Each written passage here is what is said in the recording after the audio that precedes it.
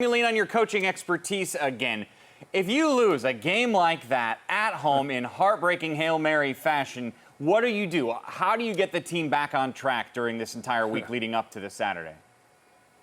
Well, first of all, I was reminded quite aptly by the BTN people in my BTN live show the other day because they didn't show that Hail Mary that I lost to Northwestern in 2000, not once, not twice, but 3 times while I was on the show. And they really didn't have to do that because there isn't a week that goes by that I don't think about that play on how I would defend a Hail Mary if I was ever coaching again. And I know when I go into Lincoln and I have a chance to sit down to Mike Riley and I'll preface it, hey, I've been there, but I've got some definite thoughts because I watch people, and if I had to do it again, I have some definite thoughts, and I like to share it with coaches that have been there on that to see, what they think. But what Mike has to do first and foremost, he can't get that game back, obviously.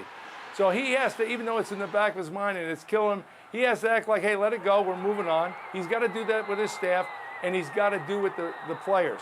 Because when you're a new coach going in there, what you want to do is you want to show improvement, and you want to make everybody feel you're on the right track. If they would have won that game against BYU, everybody would have felt that way, internally and externally. They don't feel that way right now.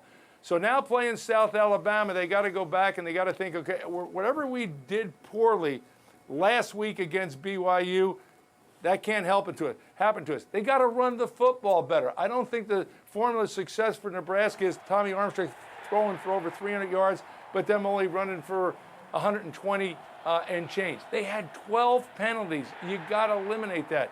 You think about time management, where you don't have 1 second on the clock. The possession before BYU got the ball back, did they leave any time on the clock for BYU? You think about that play. I heard everybody talk about the number one breakdown of that play was the left defensive end rushed inside and he gave up contain and let that quarterback, get outside. So let's worry about what we can control and make sure that let's put all the emphasis on improvement from week 1 to week 2.